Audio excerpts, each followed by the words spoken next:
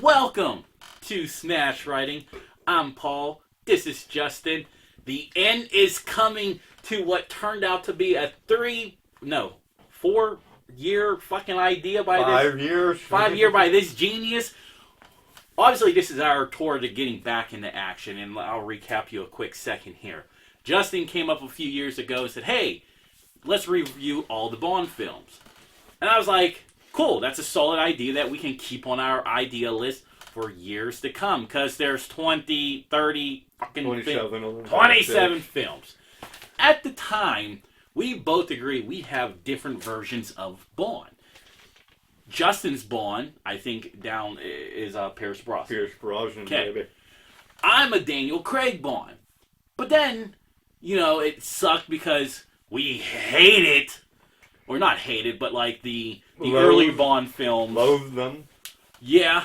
I think we both, agree, like, They're the really original, bad. they were bad, the editing, and then we didn't like the Bonds themselves. We had a few favorites, like secondary ones.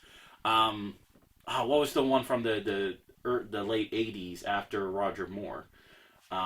His name? Oh my god. You forgot his name. You're asking the worst person in the world. I know. Justin can't remember names.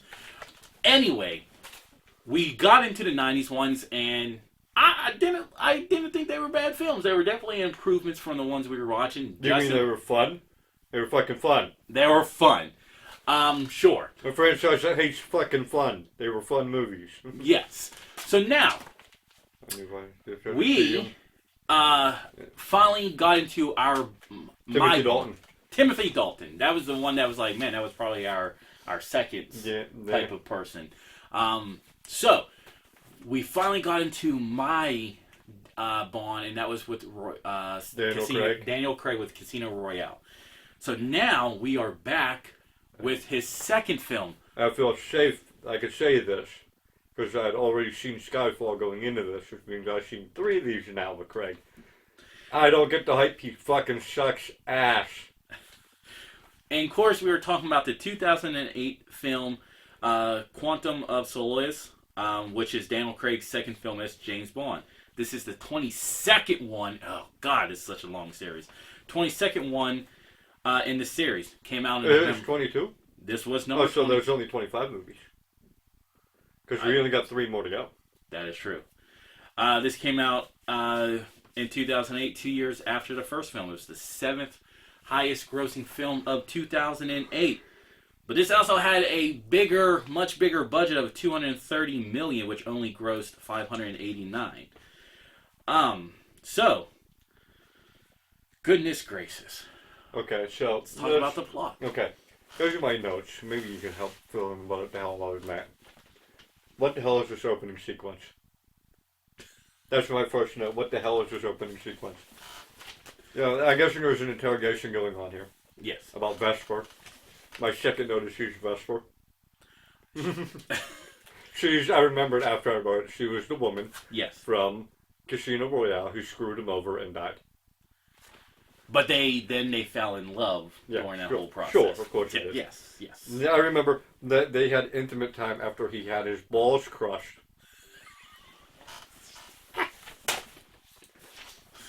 Yes, that is true.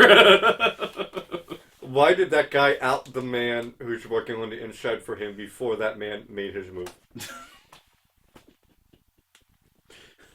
Questions of the unknown. But you're going to throw that shit at me at the beginning of your movie. So I think the one thing people do have to realize is that, and you're probably, depending on how long ago you've seen Skyfall, because I want to rewatch these movies. I got to rewatch Skyfall. What we were used to is every Bond film prior has been a kind of like a one-off story arc, right? That's where the Daniel Craig one difference is that the first 3 of his series virtually is a single arc. I think there was a little bit of effort during the Connery era to have crossover stories, but they never really fizzled out.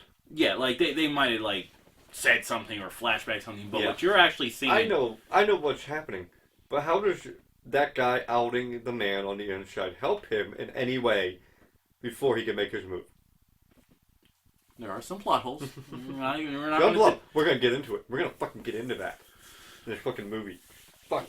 Continue on with your notes, because I know you were not looking forward to these films. Okay, we had this stunt too at the beginning where he jumped on the truck, I think it was. Mm-hmm. It made me miss Brosnan so much. Because during Brosnan's time, when he jumped on something like that, if that would have happened in the 90s, you know, you would have got that big band. Ba-da-bum, ba-da-dum, da-da-da-da, play out just as he's hitting the truck. And I missed that. I do. I wanted that so much. And you didn't, and that's why you're getting disappointed. It was a disappointment. I wanted to turn it off. Watch Archer. But anyway, remember this guy Dominic, he destabilizes government in return for a desert. And he was going to gift Camille to the general as a reward, but Bond steps in and stops it. But it's very important to realize, Bond didn't follow any clues to get here. He literally killed a guy, took his briefcase, walked out, and was picked up by Camille, who thought he was somebody else. So, at this point, Bond has done no work and stumbled into the plot ass backward. This is back to the bad days, man. This is back to the fucking Connery days. Whoa, come on now. Connery never did any work either. He just fell into the fucking plot. But see, like, the one thing that I'll say the difference between the two is really, like, this is currently still a young Bond. This is not okay, but a 60-year-old guy playing a 40-year-old guy. This is not a guy who was never... This is not a guy they ripped off the street. That is true. I'm not denying that. He's a soldier. He's had training. I'm not denying that aspect. I'm just saying, like, he's still maturing. Why would they not put subtitles on the bad guys when they're talking foreign languages? That is true. Like, it would be nice to know what they're talking about here. Let's not be racist pricks here. True. We just have to understand people. Yes. Is that all your notes? No. I got here. There's a boat chase, and Bond saves a girl. Yeah. And the Americans are meeting with Dom. Hello, David Harbour. To go on to be sheriff and Stranger Things. That is true. And the better Hellboy. But that's a conversation for another fucking day. Okay, now here's another big fucking plot. Here we go. So they're at this party, right? And he gets attacked by a security guard. And he shoots the guard and knocks him over. Okay. The guard survives the fall. And Dom kills him at the bottom. Okay. Anne calls because she's pissed that he's killing random people. Why did he not say the words, "That wasn't me"? Even if she doesn't believe him, why does he not make the argument that, well, I didn't kill him. He was alive when I pushed him off the roof. That is, I mean, damn you. I get it. Like, yeah. Okay, now, normally, you can ignore it because you're having a good time. I can't ignore it because I'm not having a good time. So I am noticing every stupid fucking thing in this movie. And that's why I cannot wait for you to continue on to see what else is going on. I didn't enjoy Skyfall either. Oh, God, we're gonna argue bad next time. You better bring all your batteries. I'll keep my opinion until that day comes because I am going to rewatch it. But let's continue on this film. Alright, where am I in my notes here? I lost myself. This is why you should probably use like a regular notebook. I just need to get my next cards back. Oh my God. You left yours there on the last line. Okay, this is where my handwriting comes out. No, really? He broke something and used it as a weapon or something. Okay. The store railing. Was he cuffed to a railing or something or trapped on a railing and he broke the railing? Yes. I don't believe he can do that. No, probably not. I don't believe that Bond can break that railing. I think we kind of already get where Justin's Even grade with is. this thing falling apart, I don't believe he can do it. Okay. And I don't believe because she was up. This is the end of the movie, right? So Dom's big plan was he's been training favors and collecting blackmail and getting sections of desert. There's nobody knows that there's like water there or oil. Something's there and he wants it. Nobody else knows. I think it is oil, in fact. And so they've Bond and Camille have attacked the base. Camille has a sad story. I didn't care enough to write it down. Because she's once again pretty face, not doing anything. Yes. She wants revenge, but it's not doing anything. At least with Brosnan, the women did stuff. This is now the second Bond girl who doesn't do anything. Understandable. Okay. Vesper does something, but she more or less just flails to her death.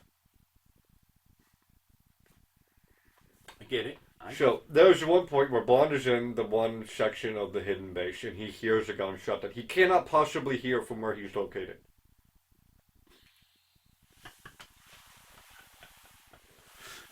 Fuck!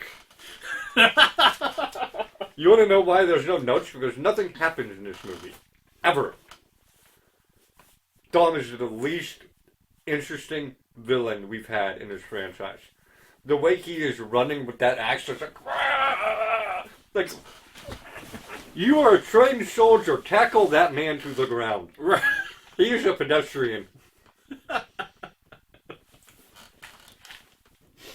I can't with this movie. Dom gets caught, taken out to the desert. You think Bond learned something, because the big point of this movie is don't kill everybody.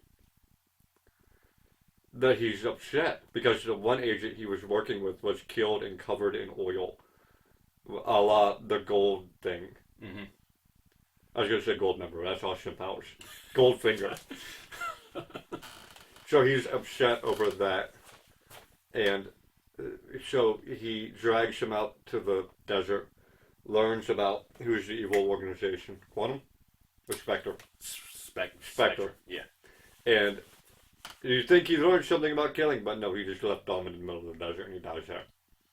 Well, So, to be fair, we don't the know if he whole- dies. He did give him oil to drink. To You're gonna oil the fucking drink. The whole fucking thing that, maybe character growth can happen with Bond. In fact, he's not gonna be killing him. No, fuck that. Fuck growth here. In a movie that hardens itself, and you started the beginning of this fucking review saying, it all follows a narrative flow. It There's is. just no character growth happening right now. Because he's not so heartbroken by the death of Vesper that he's not sleeping with everyone in his fucking path. So there's not growth on that front. There's not growth on the no-killing front. And lets him back into the organization despite the fact that she's been pissed at him for killing people all throughout the movie. And he did it again with Dom. So the one thing I will say though is like I'll bring this up in the next time we do the next Bond video. I'll look into the detail of what, like, okay, the movie was 2 years apart, but I don't think storyline. It's like it might have been only like a couple of days after the events. Well, no, it can't be a couple days after the events because he still had his balls crushed in the first movie.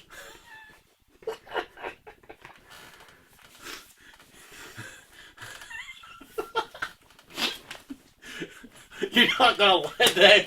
Okay, it might be like a month. Like, Fuck. No, this is the problem, right? Because that just one. we had a lot of bad to mid starting this marathon, right? Yes. Yeah. But then we got to Dalton, and that was like a breath of fresh air. Yeah. Because from Dalton to Die Another Day was either great stuff to mid with Die. But now, god damn it, we're right back to the bullshit we escaped from with Dalton. I mean, I don't know if I'm going to compare these first two films. And yes, we are going to do a power ranking when this is all said and done. Now, don't get me wrong. Like, it is better than what we had before. Yes. Not all of it. There are some that are better. But it's as bad as the Connery era. Or some of more stuff. But the fact that we're right back there, it's just so goddamn depressing. It's all style and nothing going on.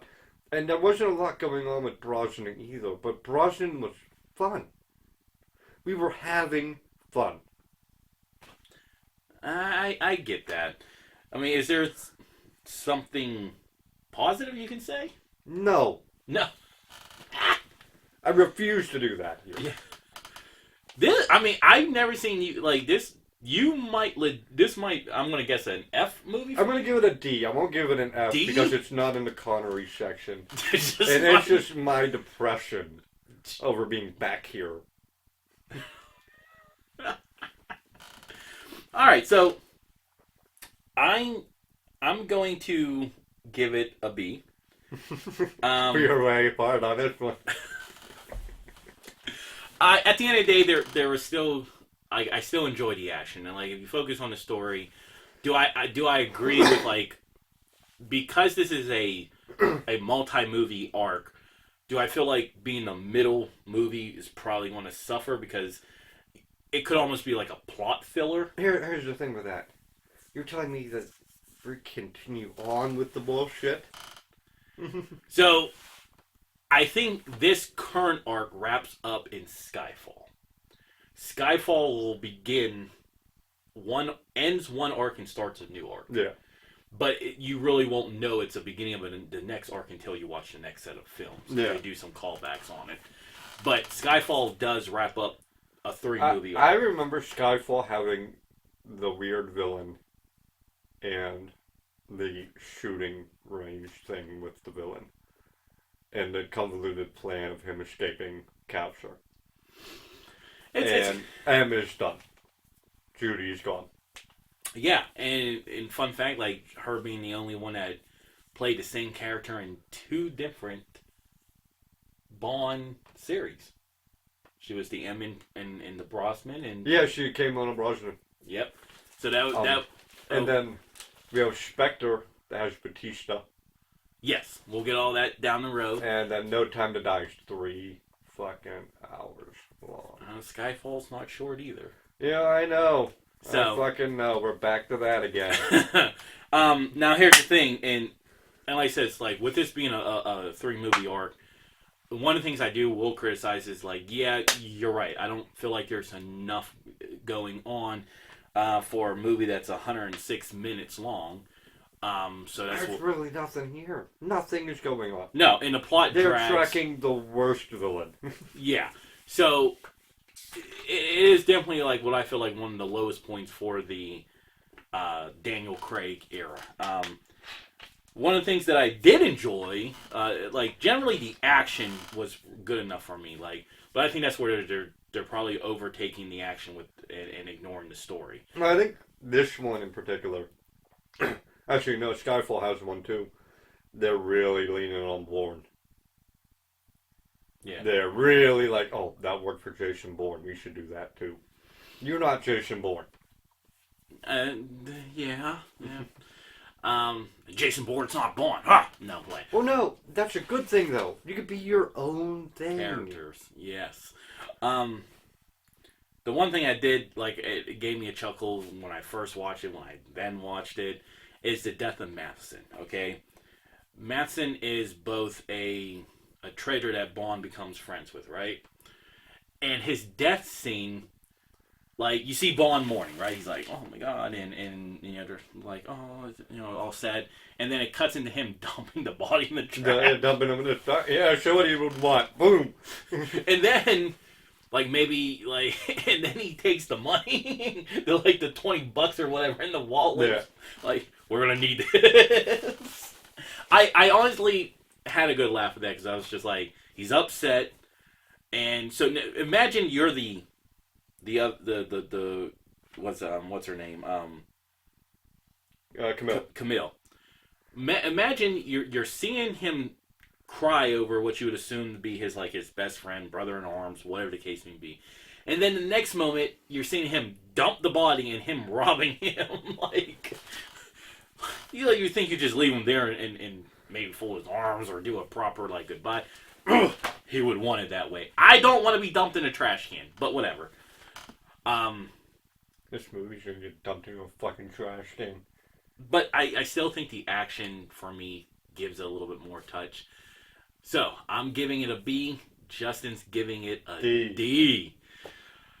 Wait till And I'm Skyfall. being friendly. And he's being friendly, so wait until Skyfall. I'm not going to be fucking friendly. We're more have to add the beeping section to probably how much Justin's going to be swearing and how much I'm going to be disagreeing. So until next time, bye bye.